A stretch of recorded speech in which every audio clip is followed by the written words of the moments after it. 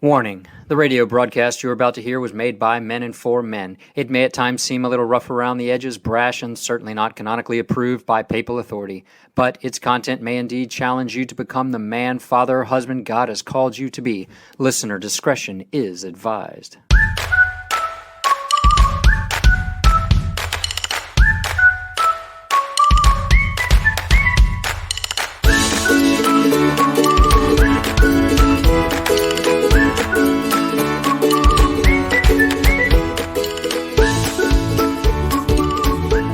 Welcome to another week of The Obligation. My name is Jason Murphy. If you're well, so glad you're here listening to us.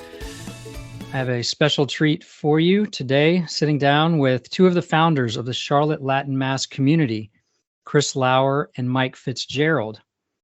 Chris and Mike have been involved with the Charlotte Latin Mass community for several years, and we are going to talk today about the Latin Mass community itself and some of the controversies, some of the restrictions of the Latin Mass community, and hopefully we can come up with some discussion and perhaps some answers, or at least lead us in the right direction. Chris, Mike, thanks so much for being here. Yeah, thank you for having us. Yes, absolutely. Thanks, Jason. Yeah, definitely. You guys were at the men's conference a few weeks ago. I appreciate you guys being one of the sponsors there and participating. Yep. I think you have been there a couple of times, right? 2 years or maybe 3 years, or this wasn't your first year there, I don't think, right? No, we've had a table there, I think, last year, and then a couple years ago, maybe, I think there was one at St. Matthew's. Okay. We're there. That's great. Yeah, the Latin Mass is near and dear to my heart. It instrumental in my return to faith. Went majority of my young life. I was nominal Catholic growing up, and then teens to early 20s, and pretty much lost everything faith-wise, and really a lot of other things in my life. But I happened to have a friend around me at the time, at that point in my young 20s, who knew I was going through troubled times, and realized I was always a certain crucifix that I just had wherever I moved. For whatever reason, my grandmother, very devout Catholic, had given to me years ago, and it was always with me, and he noticed that and brought me to a Latin Mass. And I tell you, I've said it so many times on this show, but I remember so many details of that beautiful otherworldly day that was the pivotal point in my life of bringing me back to a path of faith and learning my walk, with Christ. So I have a great appreciation for the Latin Mass, and I guess wanted to hear a little bit about the Charlotte Latin Mass community. So if whichever one of you guys would like to take the lead, or share how it got its beginnings and how that got started. Right. Yeah. So I can start, I guess. This is Chris Lauer. So I guess I had a similar introduction to the Latin Mass as what you described, in that I was raised as a cradle Catholic and suffered through just the horrible catechesis that existed in the church in the 70s and 80s. And my parents had 5 children. I was the youngest, and they were Catholics, and just assumed, I think to everyone's detriment, they assumed that they could rely on the culture too much and not stand.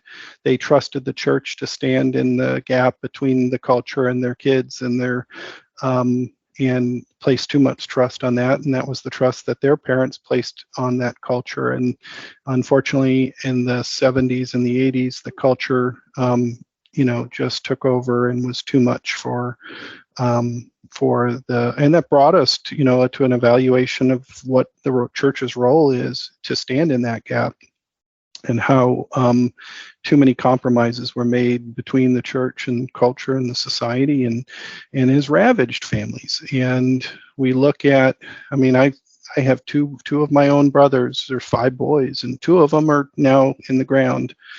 And I can look back and look at what the church's role was in that, what society's role in the way in which the culture just kind of domineered their lives in ways that made decisions that if you follow the dominoes that fell in their lives, that it really dates back to their loss of faith. And it really has brought me to the point where I just am no longer willing to trust the church in to just have the best interest of my kids. As now I have 6 kids of my own, and my job is to pass the faith on to them and to do so in a way that brings them to heaven, right? And we can't just accept the church who just is too accepting and trusting and cooperates with society so much. And that's what led me to my first Latin Mass, and I stumbled into it on accident. And the first, there were these monks chanting Gregorian chant. It was in Southern California. And I heard the sound coming out of their mouths. I didn't even know what it was called. I was like, I had never even heard of it. And how could I, at 22 years old, be introduced to something Catholic? As a cradle Catholic, I could be introduced to something that I had never heard before. Couldn't even name it. And it was shocking. And I came away from there kind of like finding a Rembrandt in the dumpster.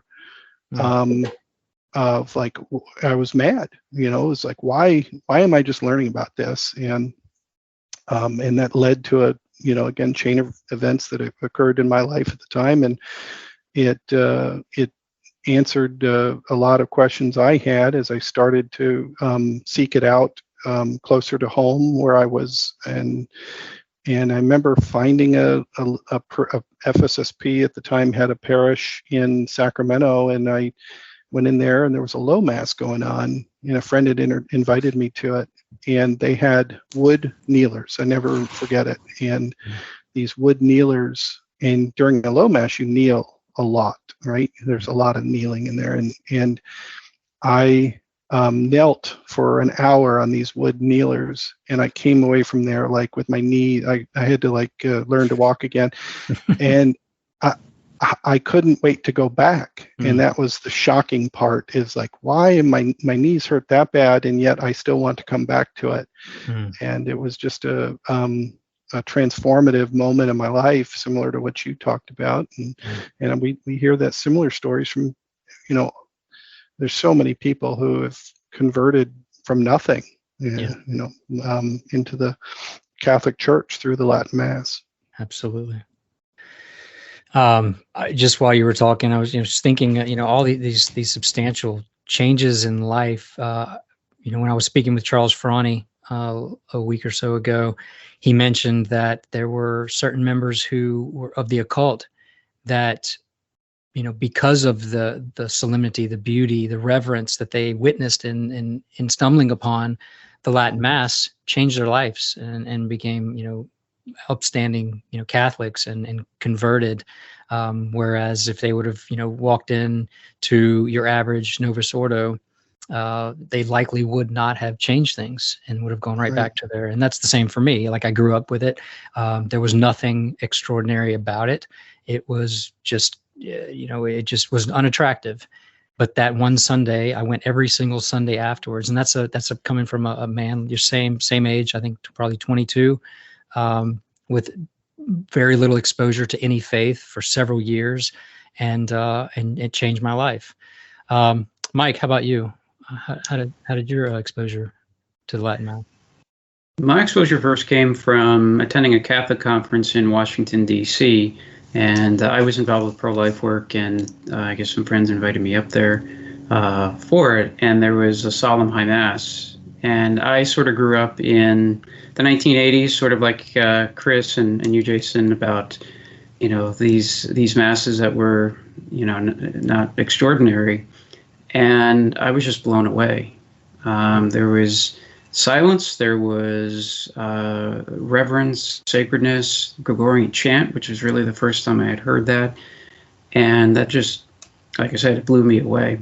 And it really caused me to really search deeper into worshiping God. And I returned to college back in Texas, and there was no Latin Mass within the area. There was a college professor who was a big traditionalist, and she ended up taking us to a couple Latin Masses. But it really wasn't until I started working, graduating college, and working that I discovered the Latin Mass.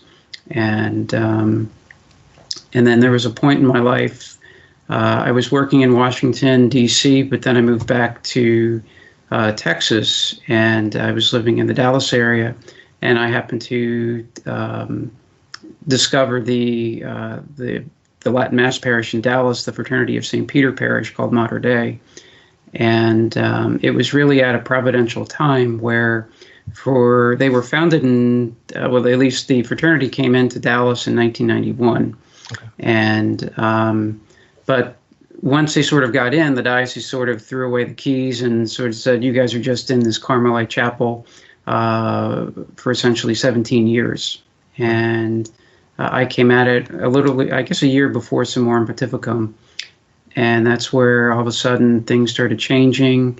And then the parish, the new bishop gave them permission to look for a parish. They purchased a parish, and then I was there providentially just to see the parish grow. And now it's really the largest, I think, Latin Mass parish on the earth. So it's interesting, both of you guys mentioned the Fraternity of St. Peter, where you were first kind of exposed to the Latin Mass, and mine is on the other side of the street. Mine was through the Society of St. Pius X. It was a small chapel in Charlotte, which is still here, St. Anthony's, and that was the chapel that I happened to find at that point in time.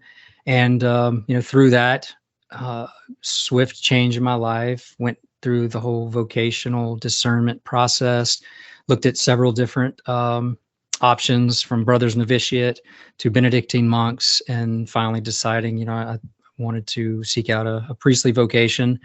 And it was difficult because I had close ties with some good priests in Charlotte. And I think there had been so much negative publicity about the Society of St. Pius X. There were just these radical group of traditional Catholics who broke away from the church and were excommunicated. And I struggled with that. I tried to find my way. I actually was accepted to the Fraternity of St. Peter Seminary. I went there first. I made the first week retreat, and I was in contact with our pastor from the Society of St. Pius X, and I couldn't remain there. I felt like I was compromising, and I bolted out after the first week retreat and went straight up to Winona, Minnesota, and spent about a half a year with the society up there. So I bring that up because that's an important piece of the puzzle here when you're talking about the Latin Mass. Basically that came to a boil, and the Fraternity of St. Peter pretty much founded in 1988, Ecclesia Dei with Pope John Paul II. So I know a lot of this is probably unknown to a lot of people out there of how all this came to be. But essentially, there was an effort to bring the Society of St. Pius X into a more regular position for the church. But the way that they wanted to go about it, they wanted to establish the Fraternity of St. Peter, but it wasn't going to be available, as much as it was with the Society of St. Pius X, because it had been existing for many years prior to this kind of boiling up with Archbishop Lefebvre. Basically at the point where saying, this is, we haven't done anything wrong. We're adhering to, 1,500 years of church tradition and teaching and liturgy. How is this going? How is this going against the church? And so basically there was a rift there. The society continued on. The Fraternity of St. Peter was introduced. And of course, that was one step to bringing it to the tradition, because their idea was to open the door for the existing traditional Catholics that were maybe with the Society of St. Pius X, so that they could be more mainstream with the church per se. But the problem was, you only had, like to your point, only a few select areas in the country that were run by the Fraternity of St. Peter. So you have all of these isolated, traditional Catholics at that point, And so although it was a step, maybe, a step towards something, it wasn't quite enough. And so I think, again, this, my kind of a overall bird's eye opinion here, just for those out there not really that familiar with how that all worked out. And that's kind of how it went. And they kind of there's a rift there. There's kind of a separation. You had the so-called excommunicated traditional Catholics of the Society of St. Pius X doing the exact same thing as the regularized Fraternity of St. Peter at the same time. And so there was they were just kind of ostracized. The Society of St. Pius X kind of ostracized there. And it seemed like that remained there. And that was just kind of the way it was until Pope Benedict in 2007, when he decided to, try to allow in a more parish setting for the traditional Latin Mass to be said. And I'll let you guys kind of expound more on that. You probably have a little more historical data on that if you'd like to jump in. So yeah, I mean, it's and that, well, I guess let's take it from Summorum Pontificum or Pope Benedict, and that was also right around the time my wife and I married, and then in 2007 Summorum Pontificum came out, and that was around the time I was moving to Charlotte, and I was at a Fraternity of St. Peter parish down in Atlanta at the time, and my company offered me a job up here, and had it not been from Summorum Pontificum, I probably wouldn't have taken it, because I started looking at the Diocese of Charlotte and whether or not what the liturgical life was like here. And I had read a newspaper article from the Catholic News Herald about, in response to Summorum Pontificum, Bishop Jugas had invited 10 priests of the diocese up to the conference center in Hickory. And he did a training, one from each of the vicariates in the diocese. I think Father Reed was there, and probably a handful of priests that we all know. I'd have to reread the article to know which ones were already ordained at the time. But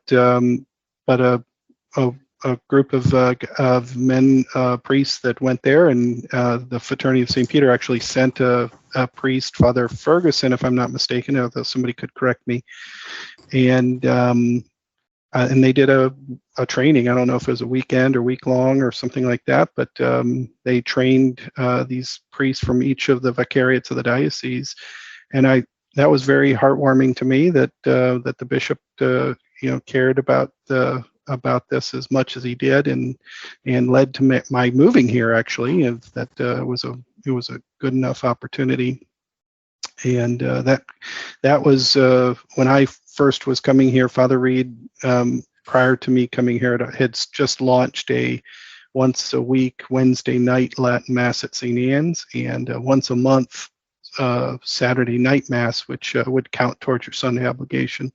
So that was kind of the framework of what was here in the diocese when I moved here, and we started with the Charlotte Latin Mass community, joined together with a small cadre of like-minded folk here in the diocese to try to support Father Reed and give him see what we can do to grow and increase and all those years since.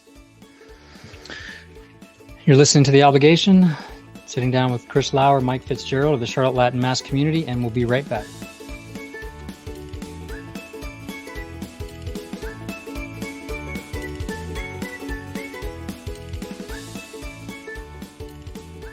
Did you know that 90% of older adults wish to stay in their home as they age? Aging in place has many benefits.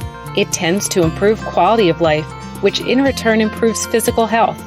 Also, retaining independence as we age is critically important to our mental health. Hi, my name is Meredith Stignan, and I am the president of Harmony Home Solutions and an active parishioner of St. Patrick Cathedral. We are your trusted partner for aging in place. We strive to enhance the lives of older adults and their families by providing premier aging in place and universal design lifestyle solutions that increase safety beautifully. Now is the time to get your aging in place plan in order with Harmony Home Solutions. Visit our website today at hhsclt.com. Again, that's hhsclt.com. or give us a call at 980-220-8821. Again, that's 980-220-8821. We want to help you live an empowered and beautiful life.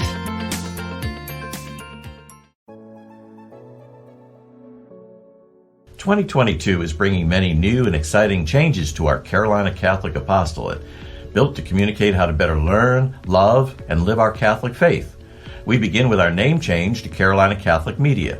This reflects the expanded scope of Carolina Catholic Radio to include the development of our podcast, streaming, social media, YouTube, and direct marketing platforms. 2022 is a very important year for the Catholic Church. As a result, Carolina Catholic Media will feature more local news, information, and conversation to reflect what's happening now and how it impacts our local Catholic community. Throughout the year, Carolina Catholic Media will showcase our Catholic schools and homeschools, the Charlotte Diocese 50th anniversary, and the 2-year worldwide synod process that begins on the diocesan level. We encourage you to get involved, join us, and catch the spirit. The Carolina Catholic Media Apostolate is a 501c3 nonprofit. We are 100% funded by you. Please consider a donation, monthly tithe, or business sponsorship to support our mission and vision to spread the truth of Jesus Christ and our Catholic faith across the Carolinas. Thank you for discerning a role in our apostolate. May God bless you abundantly.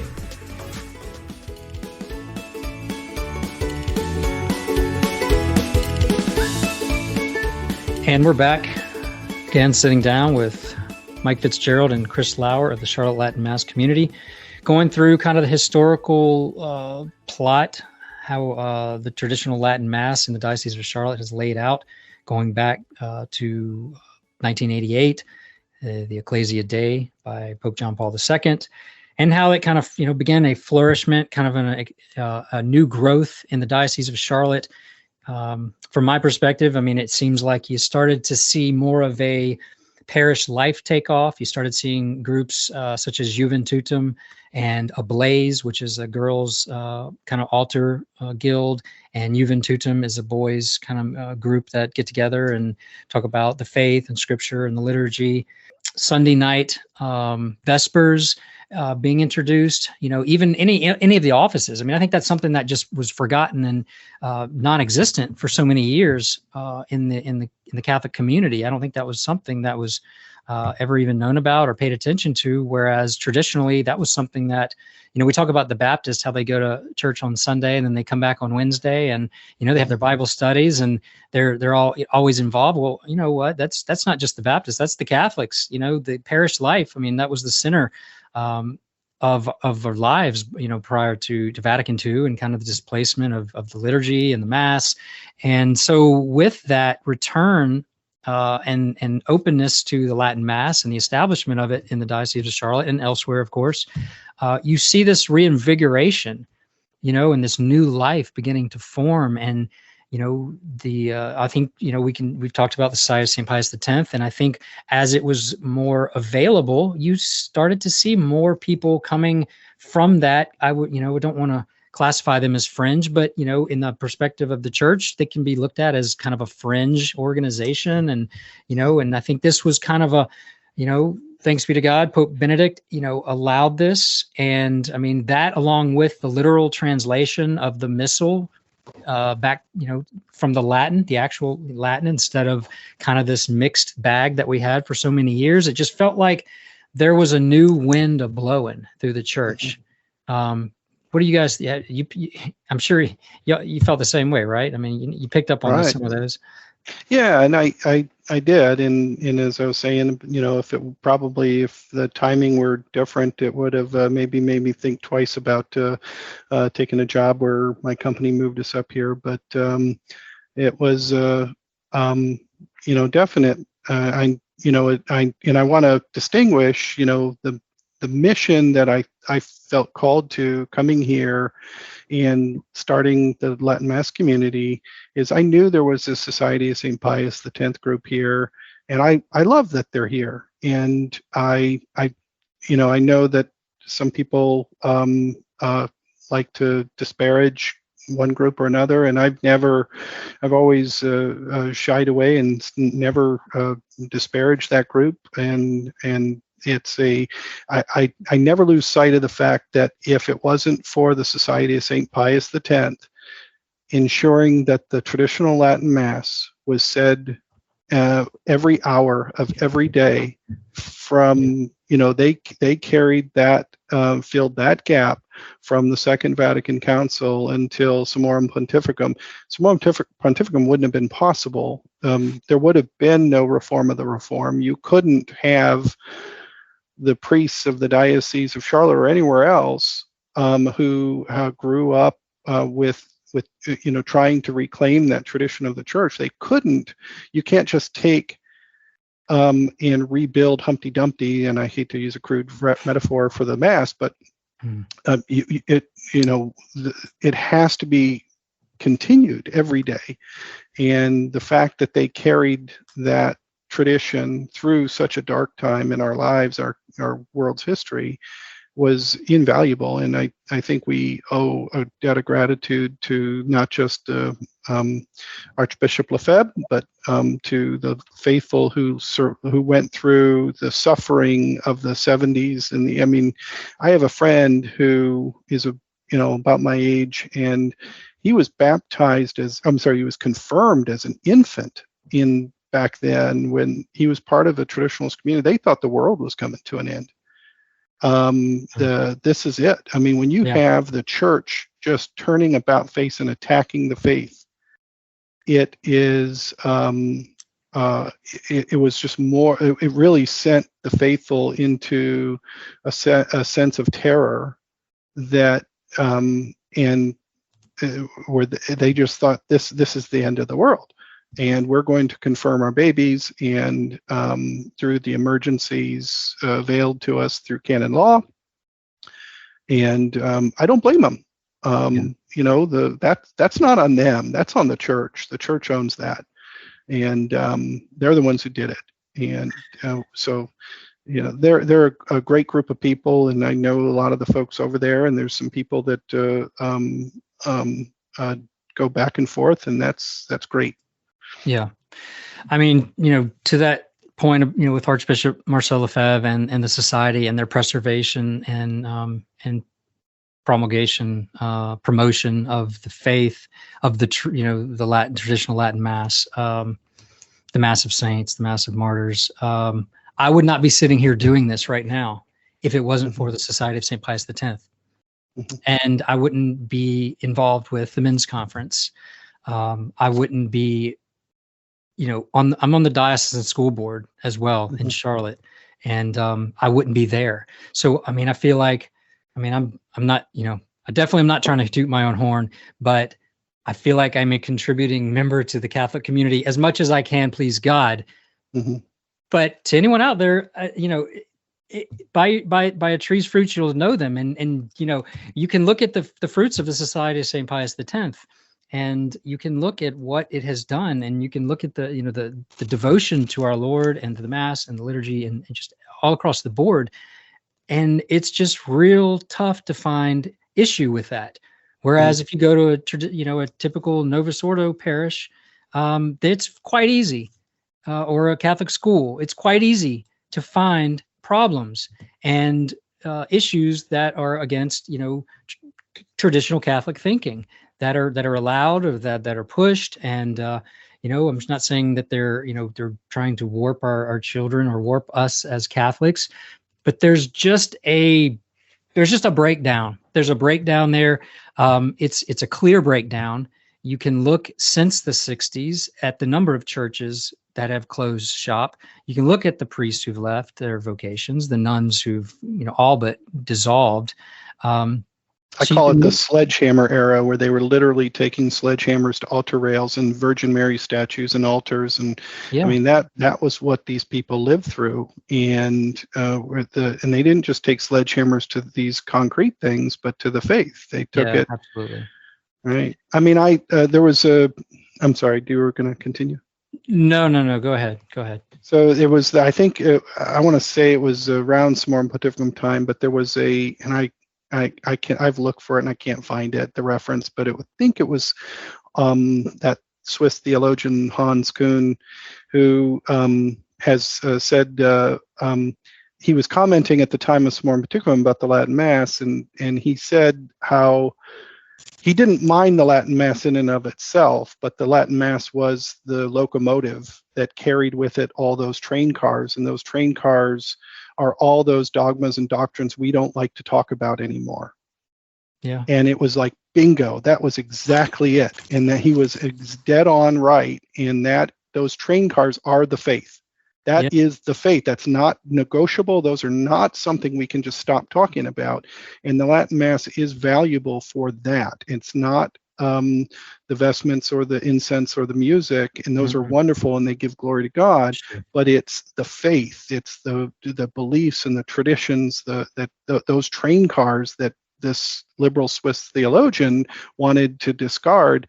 That's what the whole the lavender mafia and the church, they want to dispose of, is the moral law of the faith. Jesus Christ was too controversial for them to talk about, and they don't want to talk about him. They don't want to talk about his law and the faith of the church, and that's the whole point. And yeah, I'd like to just add to that it's what Chris was saying is that it's really it's not just the Mass, the Latin Mass, it's all the traditions, customs, and culture, teachings that go along with it. And there was really, if not a break formally, there was really just a new, I don't know how you would say it, but a new way that the church was teaching, and some of its the way the liturgy was done and the way the Catholic faith was presented in the late 60s and throughout the 70s, that really just horrified faithful Catholics, because it was very counter to what was taught before. And the Catholic faith is something that's handed down from the apostles. It's the teachings of Christ, essentially, and it doesn't change. So all of a sudden, why in the 1970s are things all of a sudden beginning to change? And I think people reacted to that. A lot of people went along with it. Some people innocently, they just trusted the church and thought, well, it's guided by the Holy Spirit. It must know what it's doing. And, unfortunately that had some catastrophic results. But there's also been sort of a small remnant that has sort of fought and stuck to the traditions of the church, including the liturgy, and have fought through those dark days of the 1970s and 80s to get to a point where by 2007, Pope Benedict issued, Summorum Pontificum, which really, as you sort of said, it was sort of a breath of fresh air, sort of a fresh wind that came into the church of orthodoxy, and to help restore tradition to some extent. There's obviously a long way to go, but Summorum Pontificum really did a lot to help bring the Latin Mass out of the catacombs and back into the churches. Yeah, it's amazing that it's so kicked back, just across the board. There's so many stories. I think, and thankfully our bishop here in Charlotte, has been accommodating for the Latin Mass community. I think that the founding of the St. Joseph Seminary and the formation of those young men and its success, which is tenfold most dioceses, larger dioceses, is attributed to that traditional formation. Because I know that there are priests involved in the seminary, and some of the formation includes the understanding and the study and the teaching of how to say the Latin Mass. And I do not think we would be where we are in this diocese without that element. And so I just, you hear so much kickback.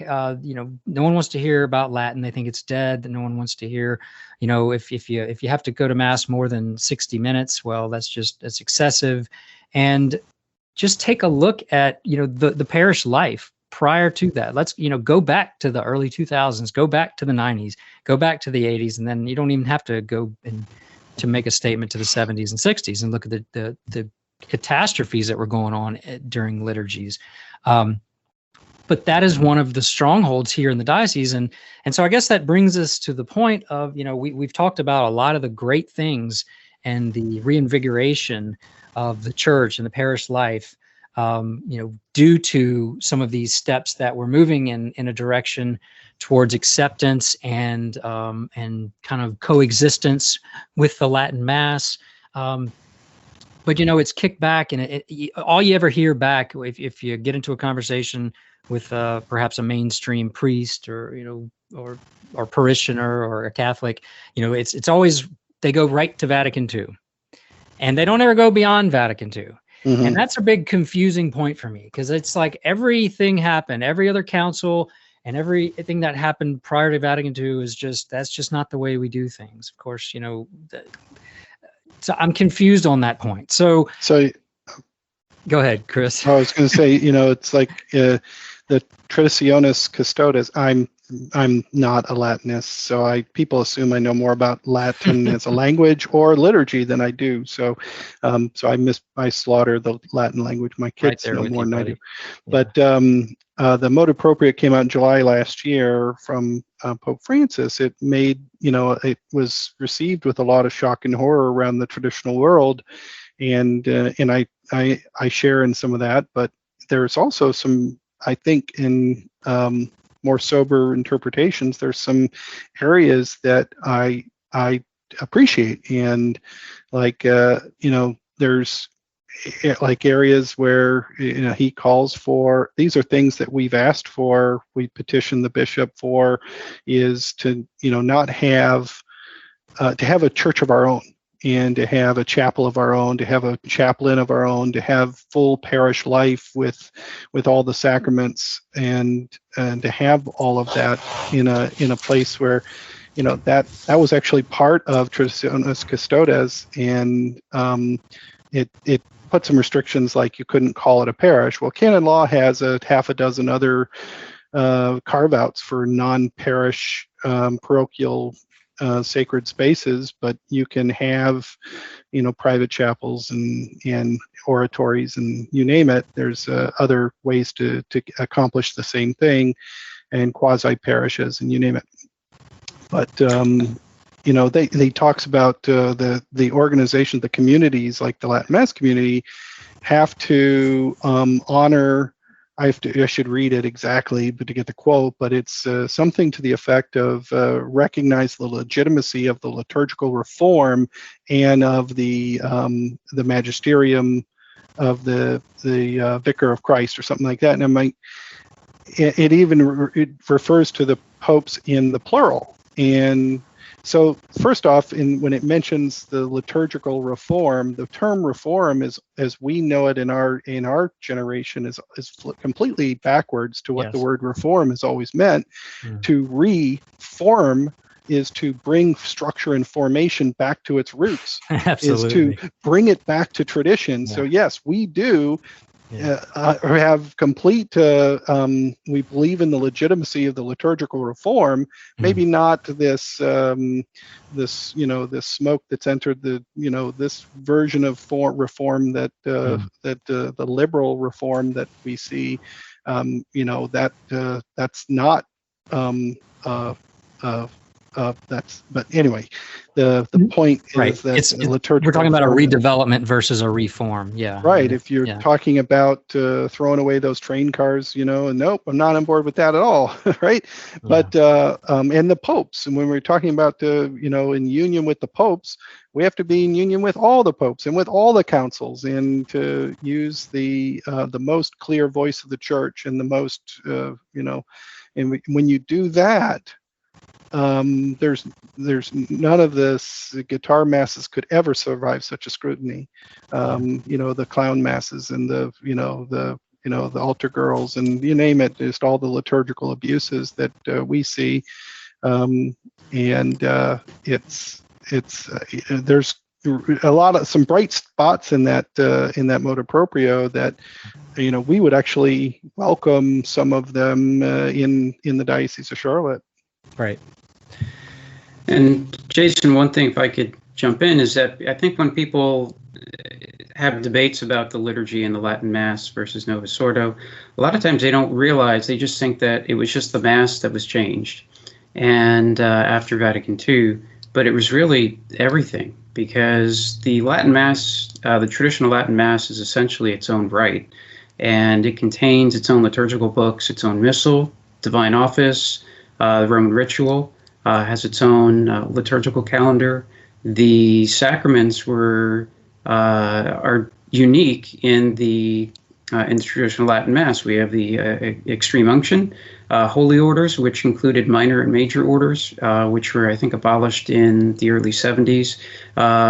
The rite of confession, the sacrament of marriage, baptism, and then Holy Communion. But it was really a wholesale change, and the traditional Latin Mass also has its own liturgical calendar, its own liturgical seasons. So, we obviously have Advent, but in the traditional Latin Mass, there's more of a penitential nature to Advent that gets emphasized. Yeah. There's also Christmas and Epiphany season, which runs for 40 days from December 25th through February 2nd. But in the contemporary world, which is sort of the secular world, which is sort of influenced parts of the non-Latin Mass church, is that, technically Christmas season begins on Black Friday and ends Christmas afternoon, when traditionally it has always started on Christmas Day and run through February 2nd. And then to help people prepare for the next season, which is Lent, the church actually inserts a pre-Lent season right after Epiphany season in early February, which is the season of Septimagesima, which means 70 days before Easter. And in it, it's the priests take on violet vestments, the Alleluia is suppressed, and it begins getting people ready, saying, hey, start looking at ways you can work in penances and begin to start Lent so that you're not caught off guard the day Ash Wednesday comes in. And then for obviously Lent, 40 days, and that traditionally that has been 40 days of fasting and penance. So it's not just like Ash Wednesday and Good Friday and then Meatless Fridays. It's all of those things. And then, of course, the Easter season. And then following the Easter season is the season of Pentecost, which goes all the way from the weekend after Pentecost to the end of the liturgical year. And then we also have special feast days and commemorations like the Feast of Christ the King, which is held on the last Sunday of October. We also have Ember Days, which are 3 days set aside each season for prayer and fasting to help offer thanks to God, make reparation for our sins, and also pray for graces in the upcoming season. And we also have special vigils, like the Vigil of the Assumption, the Vigil of Pentecost, certain vigils before, obviously, the Vigil of Christmas on Christmas Eve. Those days were all days of penance and fasting to help prepare us, because we fast before we feast. Yeah. And so all of those things really show that there's really a very distinct liturgy and a distinct culture and that go around the Latin Mass, enough that it needs to be unpackaged in its own church building with its own liturgical calendar, because it's very difficult to do that in a dual form parish, sort of like where the ordinary form or extraordinary form sort of share the same building, because just great priests are human too, and there's only so much that they can do, because each community has its own, each group of parishioners have their own spiritual needs, and they're not always in congruence with each other. They may run in different directions. No, absolutely. I mean, there's so much life in the traditional liturgies that have just been stripped away. It's, I guess, you can look at what they were trying to do in Vatican II and, try to reason it out. Yes, they were trying to make it more open and more, easier and more, available for, potential other religions, to grab onto it. But I mean, it's just, it's clear what what has been done. It's clear the damage that has been done to our faith. And so, that brings us to kind of full circle. I've been kind of looking at all the, everything that's kind of taken place. So now we're full circle. We have, these new, traditiones custodes, these restrictions. And even here now in the Diocese of Charlotte, we're seeing that the Triduum, the traditional Easter Triduum, is being restricted as well. And I know that's obviously the holiest days of the year, very important days for all Catholics, especially those adhering to the traditional celebration, of the final days of Lent into Easter. And what do you guys think about that? How's that going to work this year? I know the Latin Mass community is praying. I know that there's some novenas going on. I think there's been some letters and maybe some conversations, with the bishop. What do we think? What are the next steps here? How's that going to work out? I don't want to give up hope quite yet. In that we are storming heaven with for the bishop. And we remind people that, this is not too late to, this was not anything that came from Rome. This is not any, matter of fact, the Roman diocese initially had canceled their Triduum, and they've restored it. So this is the Charlotte diocese is one of the only dioceses we could find in the world. I don't know if our survey covered everywhere, but we went and looked and surveyed as many places we can where the traditional Easter Triduum was. This is the only place it's been canceled, and it was done solely by Bishop Jugas, and Bishop Jugas could easily just restore it. It's just it was done on. We don't know what went into the decision to do so, but we are hopeful that it was done by mistake or without considering the damage it would cause, and that it could easily be undone. So we are praying for that and praying for the bishop, because to make a change back takes a great amount of effort. And we're asking the bishop, if you're listening, Bishop Jugas, or any of the people in the chancery, we call on you to do the right thing here and to restore the Easter Triduum and to for our community.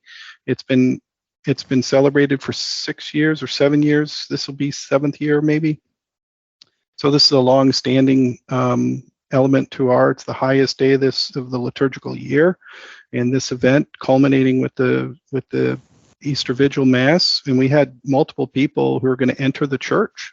They were entering the church, and they had their hearts set on doing so at the traditional Easter Triduum at the Vigil of Easter, when it's traditionally done, and the rug got pulled out from under them. So I don't know what their plans are to do in wake of this, but we've added their cries in with our requests to the bishop and asking for this to be restored. We think it's the right thing to do, and so we just that's kind of where we're at. Mike, I don't know if you have any more to add. No, yeah, it's like you said, Chris, is that we don't know the reasoning to it, but our community are some of the biggest supporters of the bishop. We pray for him daily, and we're very grateful. He's visited our community for confirmations and typically an annual Latin Mass. And so we know he's a prayerful bishop. We know he's in a difficult situation, but we want to, we've shared how much this Triduum means to us and the faithful in Charlotte. And it's really an opportunity to give glory to God with this just august liturgy that's offered for those 3 solemn days. You're listening to The Obligation, talking to Chris Lauer and Mike FitzGerald of Charlotte Latin Mass Community, and we'll be right back to wrap things up.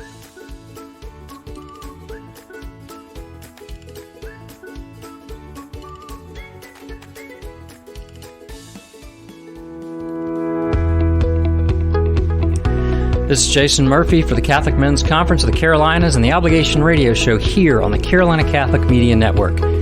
This Lent, turn off the noise and turn on Catholic radio. Catholic radio is live and on the air at AM 1270, broadcasting from Belmont, North Carolina to the Charlotte regional area. Carolina Catholic produces more local content than most Catholic radio stations across our country. Tune in on air, online, on demand, and anytime at www.carolinacatholic.org. Make sure to catch the 2022 Catholic Men's Conference of the Carolinas replays each Saturday afternoon starting at 3 p.m. You can catch Keith Nestor, Tim Staples, Dr. Ray Garundi, our own Dr. John Aquaviva, and find out what the buzz is all about for the Catholic Men's Conference of the Carolinas. Also, make sure to tune in to the featured men's shows on Carolina Catholic, Faith and Sport with Dr. John Aquaviva, airing on Mondays at 5 p.m. and on demand, The Remnant with Stephen Thomas, Bill Snyder, and Ray Haywood, airing on Saturdays at 5, and my show, The Obligation, which airs at 5 p.m. on Fridays. Catch all of these shows and more at AM 1270, on air, online, and over the app at www.carolinacatholic.org. Once again, this has been Jason Murphy. God bless, and Esto Vir.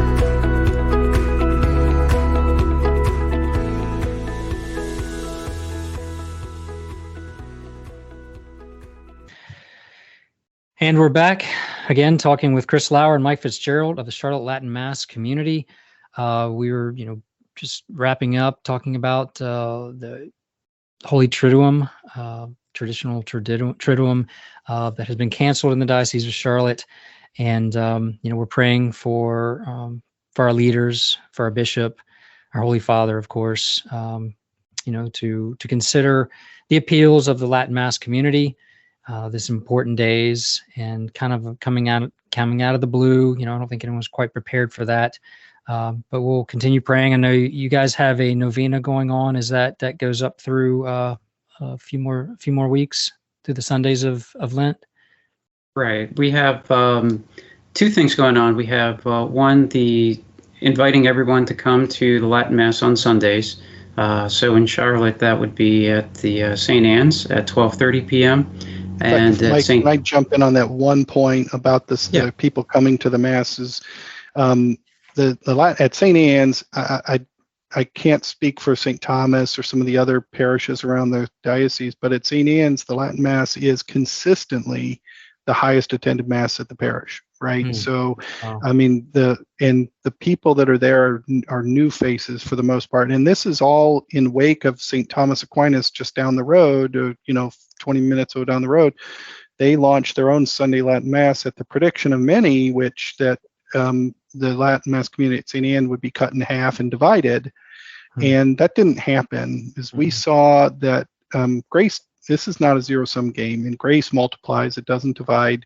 And our numbers continued to grow up without ceasing, even though a dozen families that were closer to St. Thomas went there instead. I don't have the exact number, but I mean, the numbers are flourishing. Absolutely. And I think we're 350, 400 people sometimes at the Latin Mass at St. Anne's, and very big crowds at the other places as far as I've heard. And it's just anyway, so we want as many people as possible. If we could get to 500 or 600 or 800 people at the Latin Mass at St. Anne's, that would be all the more grace for the church as a whole. So Sundays at St. Anne's, or to wherever in your whatever Latin Mass is closest to you. If it's if you live in Salisbury, there's something for you up there. That's right. Yes, sir. Name it. So we've got we'll have to wrap up and give you guys a chance to tell folks where they can go find out more about the Latin Mass community. But I know we have a big event going on this week. We have the consecration of Russia and Ukraine, which is something that has been attempted per se, several times, 7-8 times over the past 100 years, and some kind of the opinion that it wasn't specific enough to mention Russia specifically or Ukraine specifically. What do you guys think about that? It's a pretty big event going on. Holy Father's uniting himself with the other bishops. So I just am nothing but, I guess, pleased by it all, and I'm confused at the same time. I mean, I'm not an academic and I'm not a theologian, and I've seen all the ink spilt over the years about people making claims about one thing or another, and that's over my head. It's over my pay grade, and it's confusing in that you have the Virgin Mary asking for something so simple, a 5-minute procedure, and people debating about whether it was done or not. And I'm like, why don't you, if there's any confusion at all, we're not talking about a major thing. Just right. Why wasn't it done 100 times a day? Just to satisfy, if somebody thinks I didn't do it right, okay, let me do it again. And why don't we add it to the canon of the Mass? If can't hurt, can't do anything wrong. It's not like additional prayers never hurt, for sure. Right. It should have been done 1,000 times a day and all over the world. And it's just a simple thing, a 5-minute thing. It should have been done. At the fact that you have such a flawed church in this era, this center of time, and we offer our prayers in union with the Pope and hoping that the forces of heaven will accept this consecration, and with all of our iniquities and flaws, and it's including my own iniquities, and that the graces will cover all of those, and you have all these people who question. All we can do is hope for the best. Mike, closing thoughts. Finish up the information about the Latin Mass prayers, and thoughts on the consecration.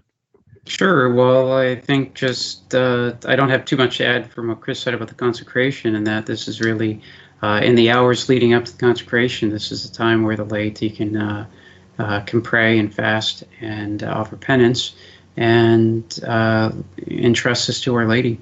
And beyond that, I think it's like Chris said, it's above our pay grade. And then regarding the Latin Mass, we are inviting people to come, make that sacrifice to come to the Latin Mass on Sundays. It's not the best time for some people, particularly young families, but making that sacrifice could be more penance offered for the restoration of the Triduum. And St. Thomas Aquinas offers its Latin Mass on Sundays at 11:30. And St. Anne's offers it at 12:30 on Sundays. Both of those are high masses, meaning it's sung mass. And both you'll find welcome tables from the Charlotte Latin Mass community there. So if you have any questions or want to join our email list, you can do that too. And then lastly, I think you can also find us online at charlottelatinmass.org, where we post Mass times across the diocese and the region. And we also have updates on various Masses and different news related to Latin Mass as well.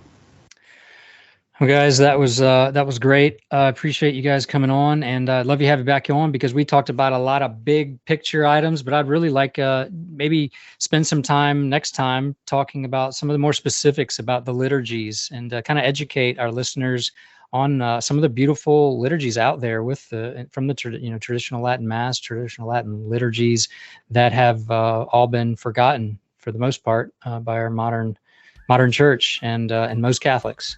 So I hope we can do that again sometime. But again, I appreciate it, and you guys have a great week, and we will talk to you soon. Great. Thanks for having us. Thanks, Jason.